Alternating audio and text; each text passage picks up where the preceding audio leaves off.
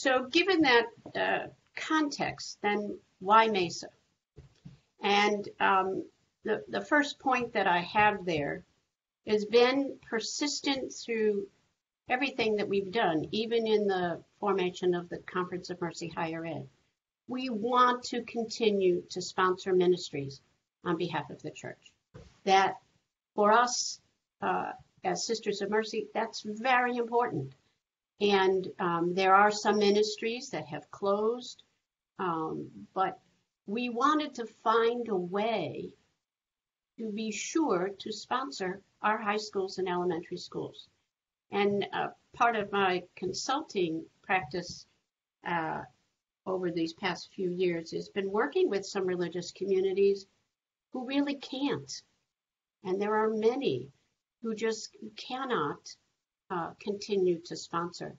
And that's very painful because you look at the history of every school that you're on and you go back to the legacy of wherever you are and wherever that was formed, and you see the many sisters who were so committed to serving that community, and the many laymen and women and the students of the high school or elementary school where you are. And that's very precious. I mean, that's kind of the fabric of our DNA in that sponsorship role. And so we wanted to continue to sponsor ministries. That's on behalf of the church. But we knew that we needed a model in order to do that, a model of governance, in order to maintain the charism and the Catholic identity, and also for the future. You know, yesterday I was in New York and I was working with a group of senior leaders from a Catholic health system. And I said this to them yesterday, and I say this to you. You are the sisters of the future. I mean, we have to, you are the ones who are going to carry on this ministry. And you are the ones who are going to be members in that two-tier structure or some other civil structure that emerges. And what we're hoping is that by this shared governance that we share with you, that the Institute of the Sisters of Mercy delegate to the MESA board, that's that shared leadership and shared governance, and that where way back when I talked about it at the very beginning, when there were only sisters as the members maintaining those responsibilities, it's now shared. It's now shared with our lay men and women and our colleagues, and shared with you, because there's that trust that you believe in the charism and you believe in the school, or you wouldn't have said yes to give your time to it or be an employee of it, and that you want to continue the Mercy values and you want it to continue to be a Catholic school. And so this new model of governance did demand some change. It's not as, even when we formed the Sponsors Council, nobody liked that, because they used to be able to walk across the yard and go see the member and have a conversation. And it is different. But for the mission, which is at the heart of why we're doing what we've done, in forming these governance structures, so the ministry can continue beyond the Sisters of Mercy. And that's the responsible stewardship that I believe we're trying to exert, and in order to ensure the ministry will go ahead based on the legacy, and that we have a legal civil structure that will work and that will ensure that. So the canonical sponsor for MESA is now the Institute of the Sisters of Mercy, and not Northeast, West Midwest, South Central.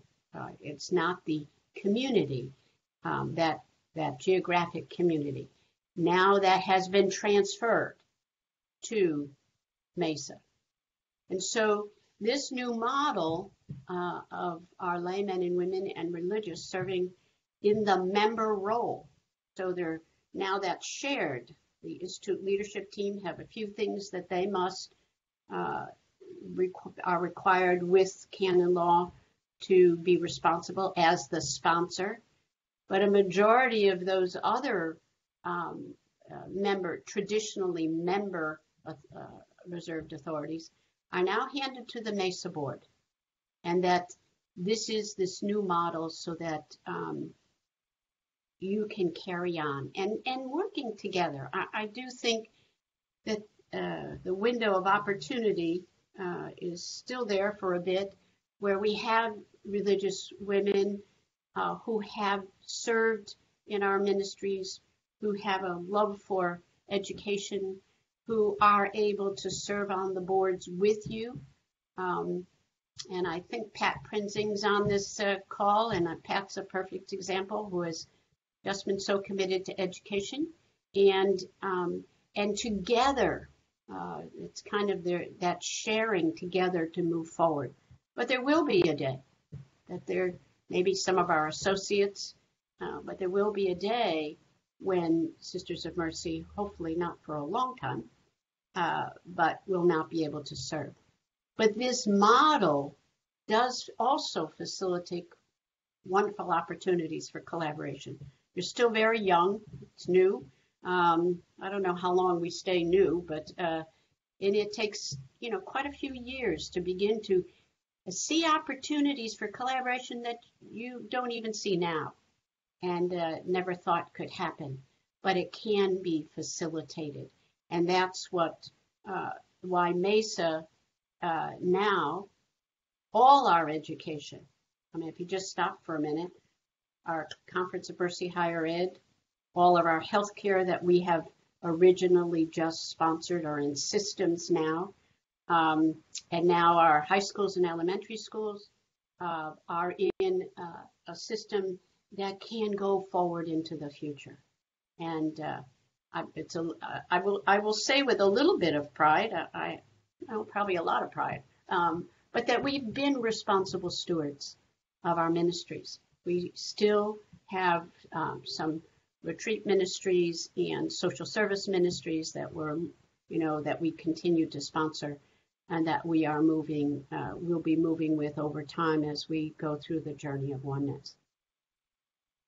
So I hope that gives you the context of why we are doing what we've done, and the fundamental foundation being that we want to continue to sponsor. We want to have that relationship with our schools. We want to also help to shape and form our future board members, and that's why we even having this kind of opportunity to help our board members understand why we're where we're at. And it was really the intent in trying to find a way to continue to sponsor. So also, as part of the agenda, to look at a little bit about nonprofits. Now, I mentioned earlier that in every state there is nonprofit law, and you will have a variety of requirements, and most of it's pretty much the same, but there may be some unique differences that each state has. But these are probably pretty consistent across. So the nonprofit an organization gets that title because you have formed this corporation for a public purpose. That can be religious, it can be educational, it can be charitable, scientific. So it's not just for religious organizations. Nonprofit organizations go from hospitals and universities to this little organization. Give an example. It's called MATH. It's Medical Aid to Haiti. There's no staff, a little board, and that board raises funds in order to support some medical people in Port-au-Prince who are providing services to the people in Haiti. So you have everything in between, all different types of sizes, but it's the two words I would emphasize, it's a public purpose. So our 501c3 focus, we're considered a public charity. And that's very important, and it's gotten even more important over time because there have been multiple challenges to nonprofit status, nonprofit, paying of fees to the cities, and a whole variety of things. But it is a public charity. And one of the things that I try to encourage boards always to take a look at the certificate of incorporation, because your certificate of incorporation is very important because there's some of it's boilerplate language, but there is a section in there that talks about the purpose. Now for you as education, that's pretty refined and that's what you do. But there are some other organizations, nonprofit, probably some in the social service area that, struggle for finances, and many of them live on grants, and sometimes they have gone beyond the purpose identified in order to get some funds.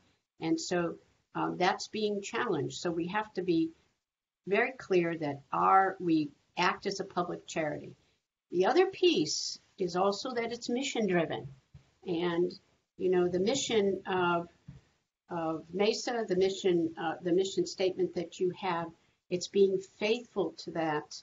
And that's also important in relationship to being a Catholic institution. And tax exempt status, again, that is achieved after applying for that. That enables, because it is a public charity, and we're even in education, this is providing a service to the public, that the tax exempt status is very precious. Again, that's been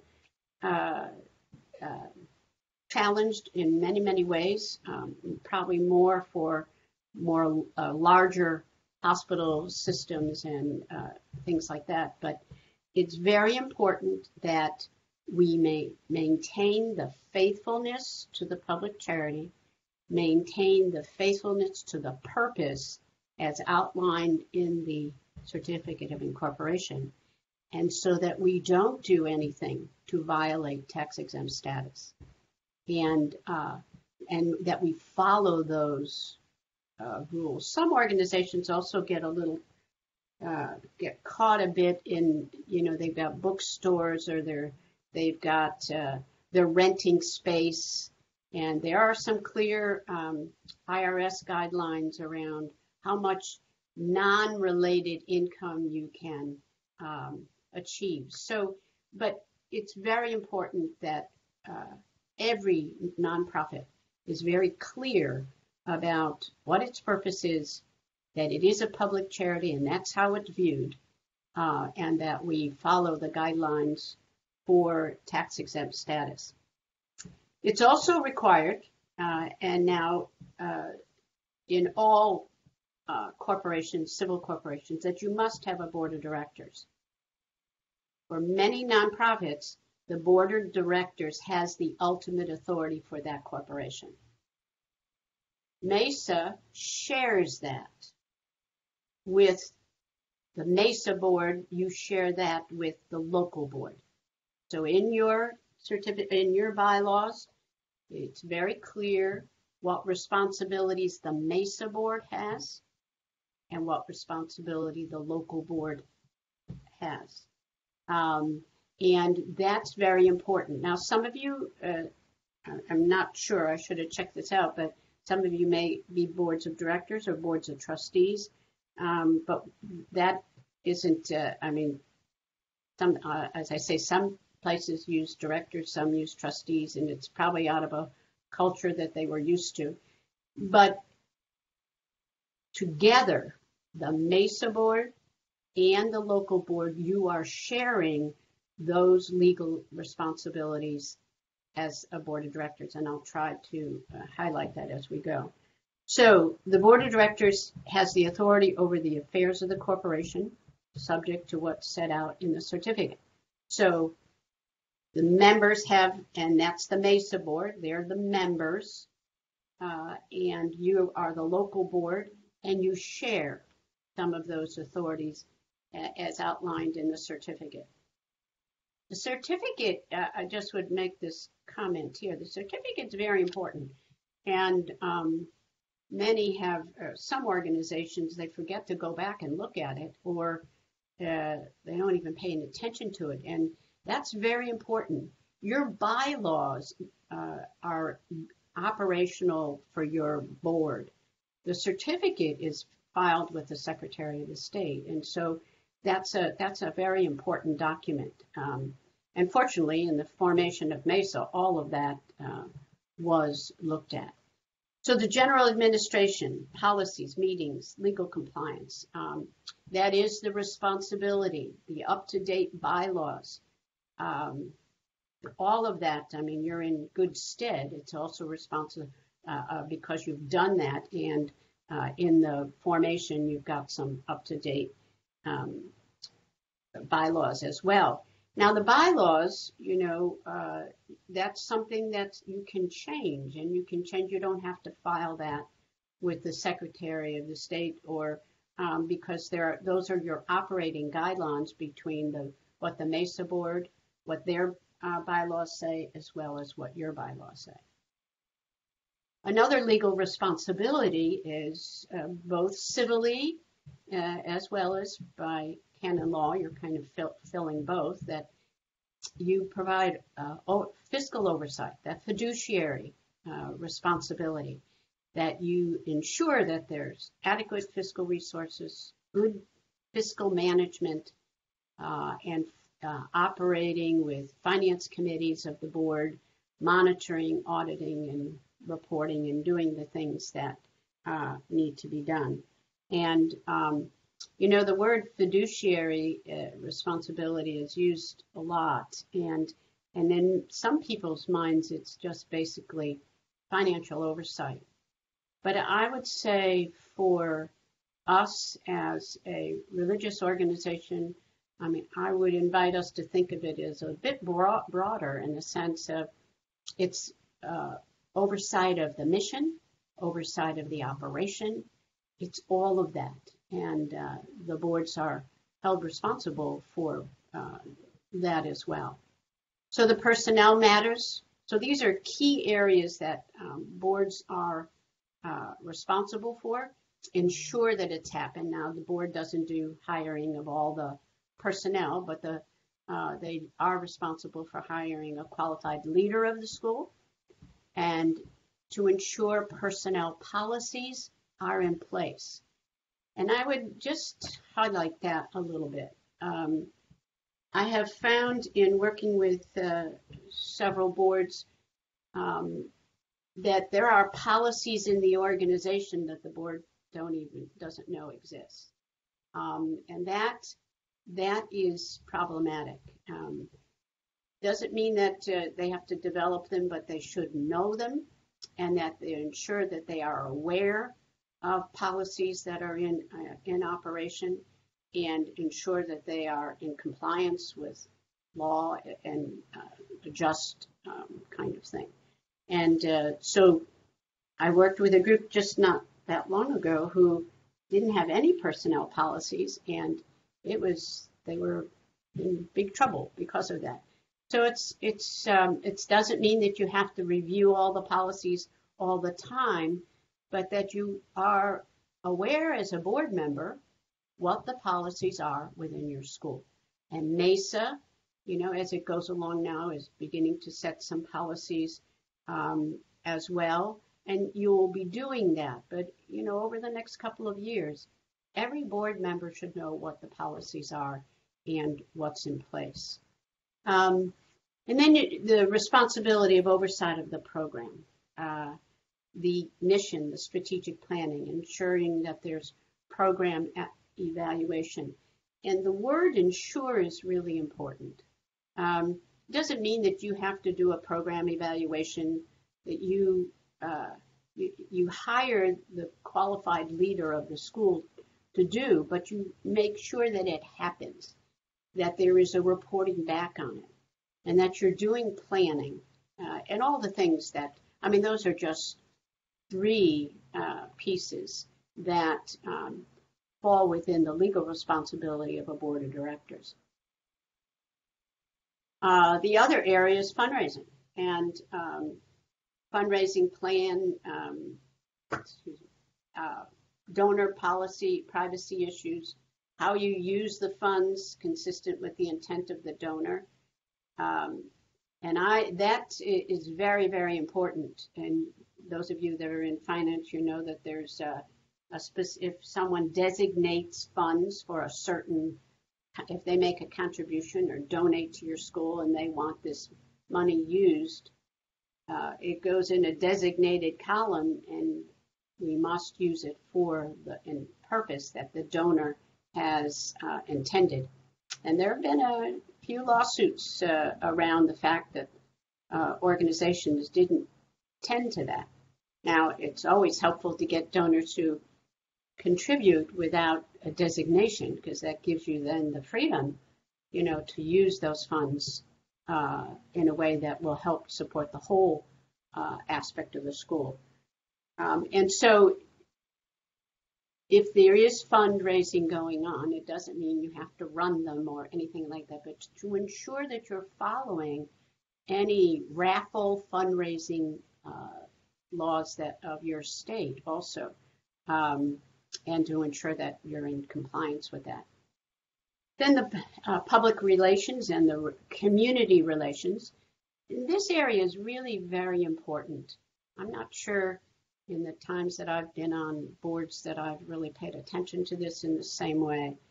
Because you're a public trust, there is a commitment to the community and to outreach to the community. Now, your educational programs clearly are a commitment to the community. Your educating the children within your community and your local.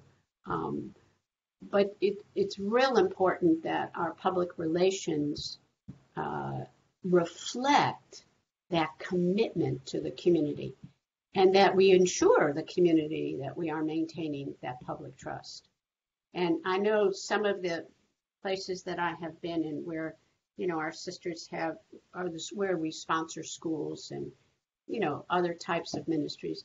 The community really has a high regard for the commitment of the school or whatever the organization is to the community. And so, you as a board member, those of you that are board members, you are the face of a bit of that public relations.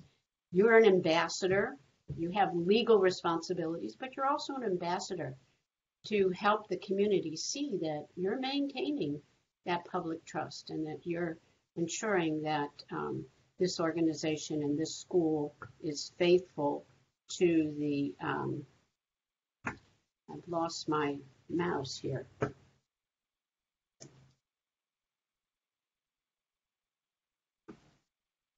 So I'm going to have to do it. I think I can do it. Yeah, I can do it that way. Strategic planning is another area. Now, the most of our standards and most of the organizations like NEASC, and they are asking that we have a strategic plan in place. And I think that that's really important. Years ago, we had long-range planning, and we just kind of took a look at where we want to go, what do we need to do, how much money do we have, and just went from there. I think strategic planning has made a tremendous contribution to organizational planning, and it's because it asks different questions. The strategic planning says, what's the vision? Who do we want to be? Where do we want to be? What's that vision that's going to guide what we do over the next 3 to 5 years?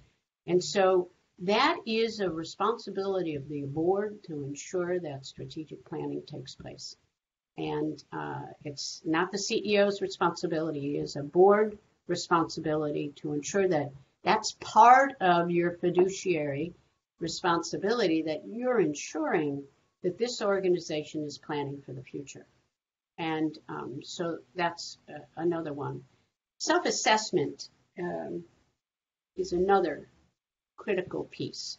It's probably over the years in working with all hosts of boards and all kinds of different corporate organizations, it's where we have failed to really evaluate the performance of the board on an annual basis. And many years ago in Connecticut, when we were forming, as we formed the Northeast, as we formed the Sponsors Council, but when I was working as the Director of Corporate Ministry, working with the 12 corporations that we had in Connecticut at that time, we were all operating differently. But there's some wonderful evaluation tools that can be used just annually by the board. It doesn't have to be extensive, but to really look at some of those things there: composition, diversity. Are we faithful to the meetings? How are committees working? What's the relationship with the executive director, the principal, or the administrator? Do we have policies that guide the implementation of the bylaws? The bylaws basically are who has what authority, and that's what they should be. They should not be processes within them. It's more the authority perspective. And so performance evaluation of the board is really, really important. And I sit on the University of Connecticut, I went there. I'm not on that board. I'm on the University of St. Joe's board. And we do an annual evaluation of where our strengths are, where are the areas that we need to focus. And based on that, when the feedback comes back, we set some goals on what we're going to work on as a board to improve.